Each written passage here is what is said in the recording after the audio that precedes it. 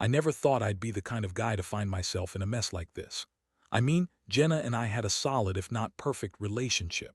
We'd been together for almost 10 years, married for 5. Our life wasn't some fairy tale, but it was good enough. Steady job, a nice house, 2 dogs, and a routine we both followed without much fuss. Or so I thought. Things started feeling off about a month ago. Jenna became more distant, snapping at me over small things, acting like I was invisible sometimes. I remember one evening I came home early from work expecting to see her cooking dinner, but the house was dead silent. No sign she was home. I called her and she sounded weird, like she was hiding something. She told me she was at her friend Lisa, but Lisa's been out of town for weeks. I shrugged it off at first. Maybe she was just tired or stressed. But then I started noticing little things. Her phone was always on vibrate, she kept her messages hidden, and she was unusually secretive about her phone. One night, I caught her sneaking her phone into the bedroom when she thought. I wasn't looking. I saw the text message preview, some guy's name. I froze, my stomach clenched. It was just a name, but it was enough to set my head spinning. I wasn't stupid. I knew something was going on, but I didn't want to jump to conclusions. Maybe she was just talking to a coworker or a friend, right? But then she started shutting down more, dodging my questions, and I knew I had to dig deeper. One day, I decided to check her phone when she was in the shower. I didn't want to be that guy, but the doubt was eating me up. I unlocked her phone carefully, praying I wouldn't find anything bad. And what do I find? A string of texts, flirty, provocative messages from her best friend's brother, Mark. Those messages weren't just friendly. They were full of innuendos, talk about meeting up, plans to hang out just the two of us, and even some explicit talk about how much they wanted each other. My blood ran cold. I stared at the screen, feeling like I'd been punched in the stomach. How long had this been going on? Were they even careful about hiding it? My mind was racing.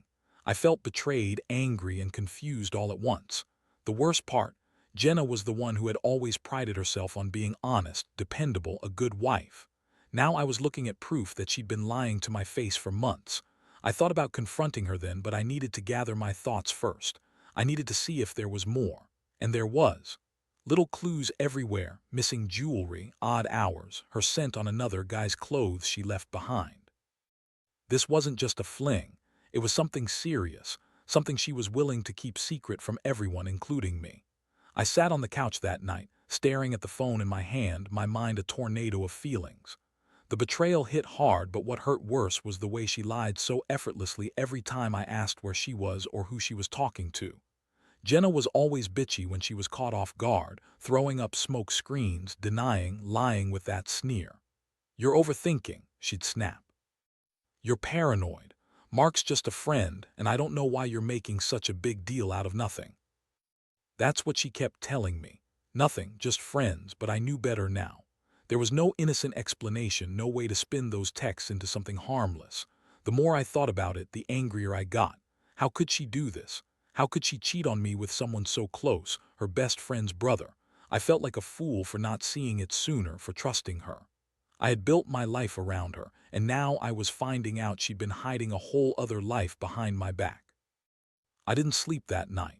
Instead, I kept replaying everything in my head, trying to figure out what I missed, what I could have done differently. But deep down, I knew this was more than just a secret affair. It was a betrayal of everything I believed in, and I wasn't going to let it slide. The next morning, I woke up feeling like I'd been hit by a truck. My head was pounding, and I couldn't shake the image of those texts.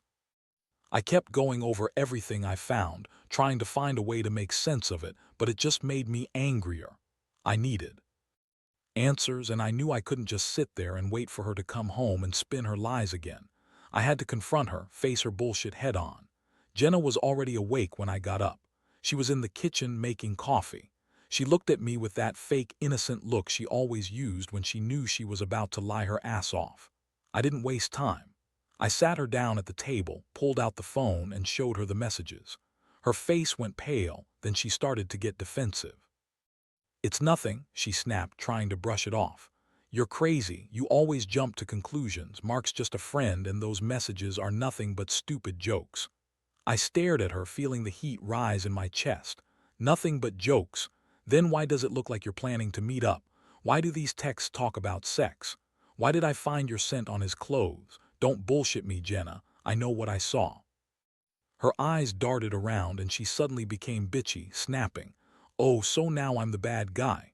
You're just jealous because I still look good and I have a life outside of you. You think I'm some kind of saint, huh?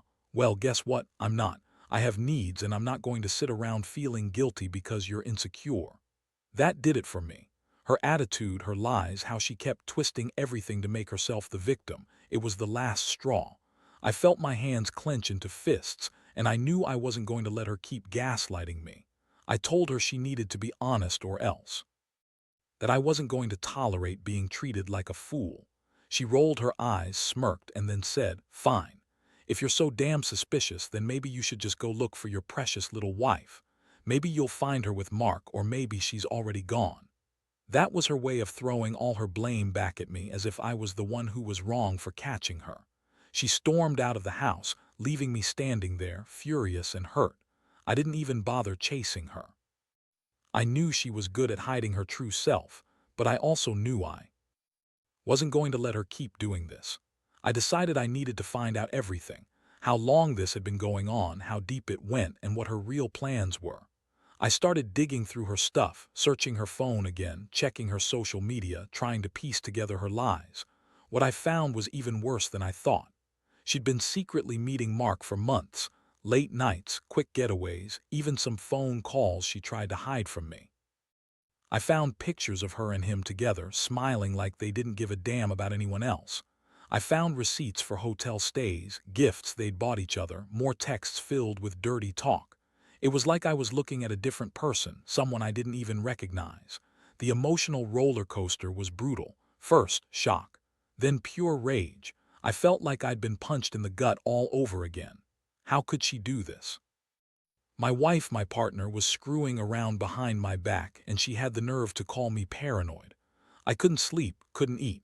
I kept thinking about everything I'd lost, my trust, my respect, my sense of stability. I'd always believed in the idea of loyalty, of sticking it out through thick and thin. Turns out Jenna just saw me as a fool she could lie to and cheat on without consequence. But what truly tore me apart was the way she lied about it all. She'd throw tantrums, call me insecure, accuse me of being jealous, all while sneaking around with her best friend's brother. And Mark, he was no innocent victim either. He knew what she was doing and he didn't care. That realization made me sick. It was like they had their own twisted little world, and I was just some idiot who got played. I kept asking myself how I missed all these signs, how I didn't see her creeping around. Part of me felt like maybe I'd been naive, trusting her so blindly. By the time I had all the evidence, I knew what I had to do. I wasn't going to let her get away with this. I was angry, yes, but also hurt. I felt betrayed on every level. I couldn't imagine living in a house with her anymore, knowing what she'd done. But I also knew I couldn't just blow everything up without a plan. I had to decide whether I was going to fight for my marriage or cut my losses. Honestly, right then I wasn't sure what I'd do. All I knew was that my world had been turned upside down and I was left standing there, feeling like a fool who trusted the wrong person for so many years. After I gathered all the evidence, I felt like I was walking around in a fog. The rage was simmering just below the surface, but underneath it all, I was mostly just hurt. I had trusted Jenna completely. We had our fights, sure, but I never imagined she'd actually cheat on me. And not just cheat, she'd been lying, sneaking around, lying some more, all while pretending everything was fine. The betrayal hit like a ton of bricks, and I was overwhelmed with what to do next. I knew I couldn't just accuse her without talking to her first. I had to get some clarity, even if I already knew what I'd find. That night, I decided to confront her again, this time with the evidence in hand. I called her and told her to come back home. When she arrived, she looked annoyed, like I was bothering her. I wasn't in the mood for her attitude, so I just laid it out straight. "Jenna, I know everything," I said, my voice low but firm. "I've seen the texts, the receipts, the photos. You've been sleeping with Mark. You've been lying to my face for months. I don't want your excuses. Just tell me the truth. Are you actually in love with him, or was it just about sex?" She scoffed, crossing her arms.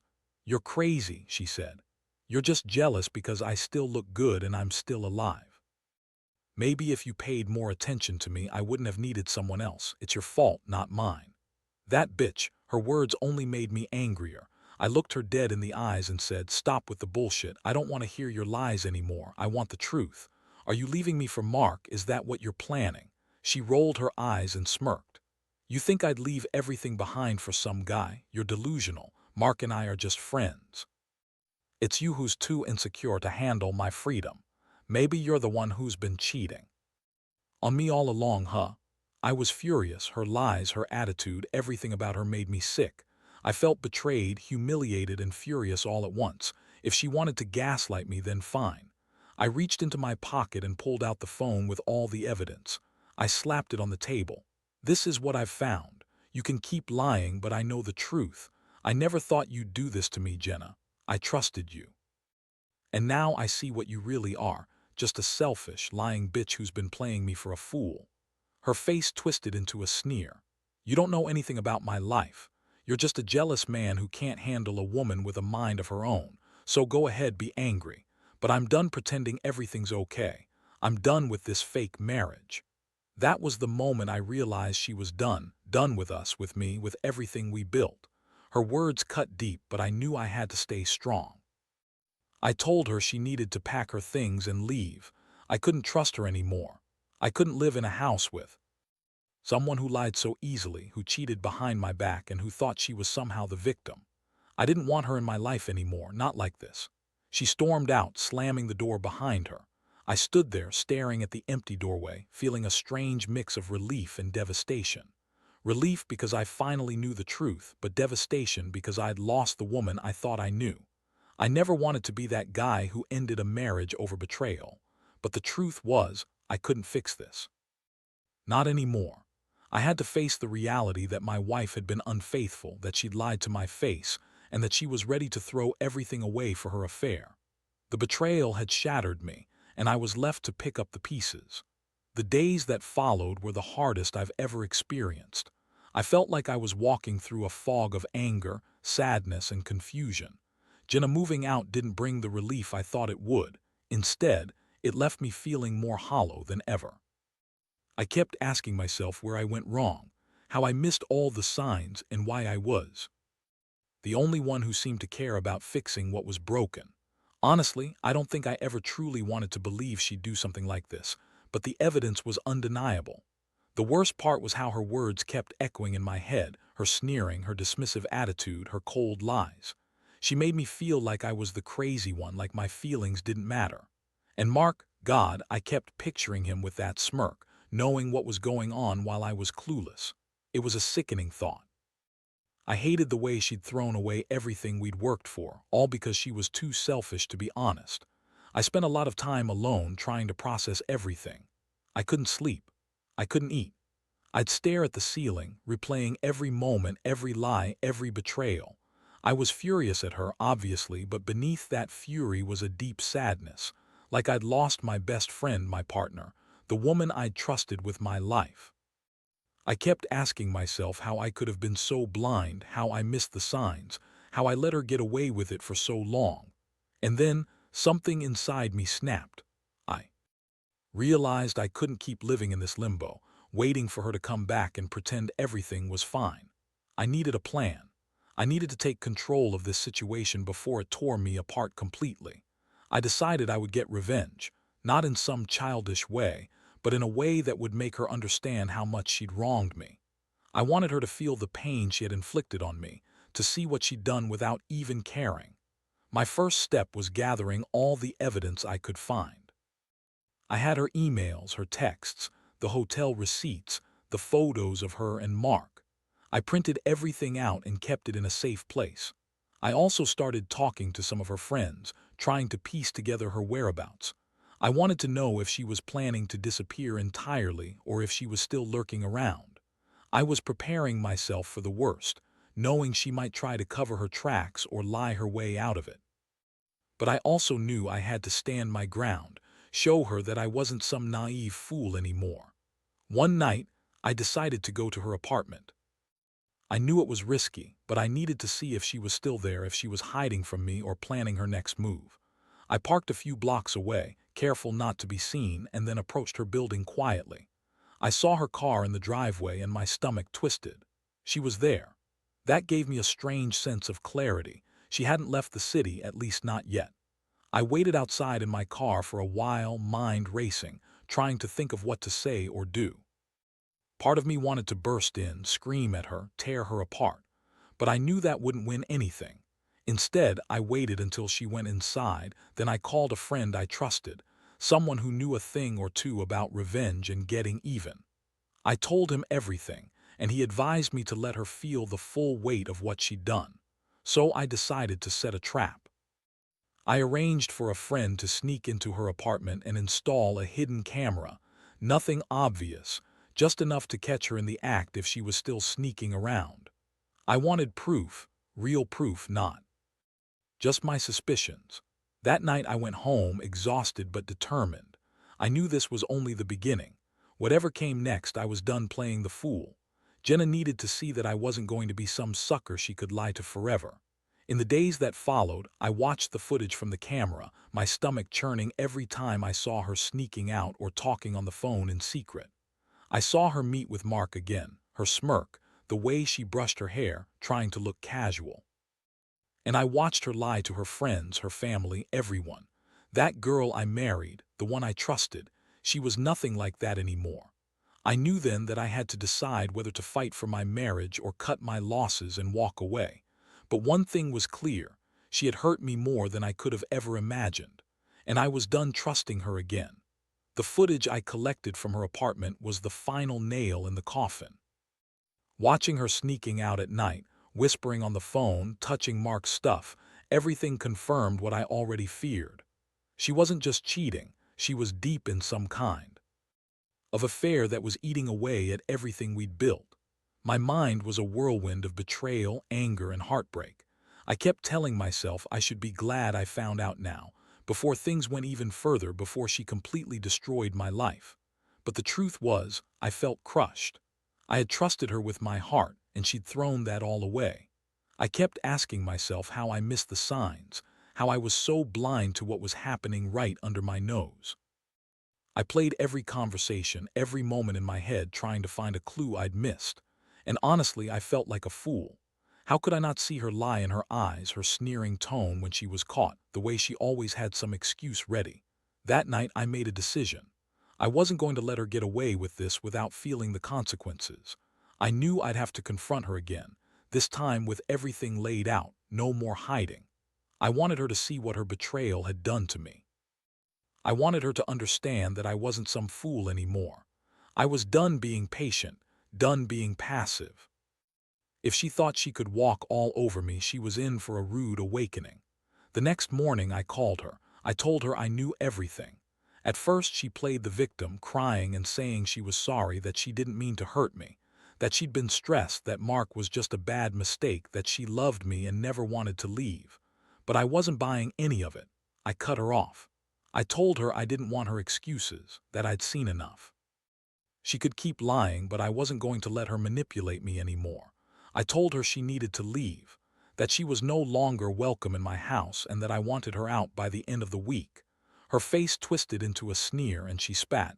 "You're just jealous because you're nothing without me. You're pathetic." I could see the venom in her eyes, the way she desperately tried to make me feel guilty, but I was past caring about her words. It didn't matter what she said anymore. Nothing could undo what she'd done.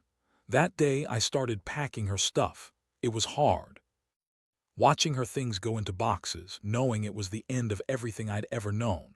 I didn't cry, not even once. Instead, I just felt numb. I knew she was going to fight me, try to fake her way back into my life, but I was done. I wasn't going to be the fool who stayed quiet while she betrayed me for some guy she barely knew. Before she left, she looked at me with that same bitchy sneer and said, "You'll regret this. Mark my words." I looked back at her coldly. "No, Jenna. I already regret trusting you, and I won't ever forget what you did. I hope Mark was worth losing everything for." Watching her walk out that door, I realized I was finally free, free from the lies, the betrayal, the girl I thought I knew. It was the end of a chapter I never wanted to open, but I knew I'd never let her hurt me again. Now I'm picking up the pieces. It's been a long, painful process, but I'm slowly rebuilding my life. I've blocked her, cut off all contact. I've learned a lot about myself, things I won't trust so easily again, and that I deserve honesty and loyalty. I don't know what the future holds, but I do know one thing. I'll never let anyone treat me like that again. And for anyone out there going through something similar, my advice is simple. Trust your instincts, don't ignore the signs, and never stay silent when someone's betraying you. Because sooner or later, the truth always comes out.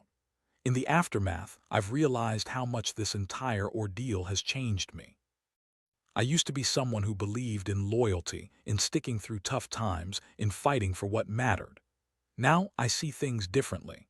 I've learned that some betrayals cut so deep, they leave scars that never fully heal. But I also learned that I'm stronger than I thought, strong enough to face the truth, no matter how ugly it is, and to walk away from someone who no longer values me. I still think about Jenna sometimes, especially in quiet moments, wondering what could have been, what I did wrong, how I didn't see it coming. But those thoughts are getting fewer, replaced by a new sense of clarity. I've realized that I deserve someone who respects me, who doesn't lie or cheat and then call me paranoid when I find out. I've started focusing on myself, rebuilding my confidence and finding happiness in things I used to enjoy before all this chaos. Looking back, I wish I could tell my past self, before I ever met Jenna, that no matter how perfect someone seems, you have to keep your eyes open. Trust is earned, not given blindly. And if someone starts hiding things, sneaking around, lying, or acting bitchy when confronted, it's a sign to walk away. Don't wait for the destruction to be complete. Don't let the betrayal fester until it's too late. This experience has taught me a lot about human nature, about how people can hide their true selves behind masks, and how important it is to protect your heart. I've also learned that revenge, when done right, isn't about hurting someone back. It's about reclaiming your dignity and proving to yourself that you're better off without that toxicity in your life. I didn't want to be bitter or vengeful, but I did want Jenna to know she couldn't manipulate me anymore, that I was done being the fool. So, I moved on. I've started dating again, cautiously, but with more sense of self-awareness. I've also become more cautious about who I trust and how I let people into my life. The pain of betrayal still lingers, but I refuse to let it define me. I'm rebuilding stronger and wiser than before. And if there's one thing I want anyone reading this who's in a similar situation to take away, it's this: never settle for less than honesty and respect. Because once that's gone, everything else crumbles. In the end, I'm grateful I found out when I did. It hurts like hell, but it saved me from a lifetime of lies. I may never fully forget Jenna, but I've learned to forgive myself for trusting her too much. And I've learned that true happiness comes from within, knowing your worth, standing your ground, and never letting anyone make you feel small. That's the real lesson here. And I hope anyone who's going through their own hell of betrayal finds strength to walk away and start over. Because, trust me, life beyond that betrayal can still be good, better even, when you finally choose yourself over someone who doesn't value you.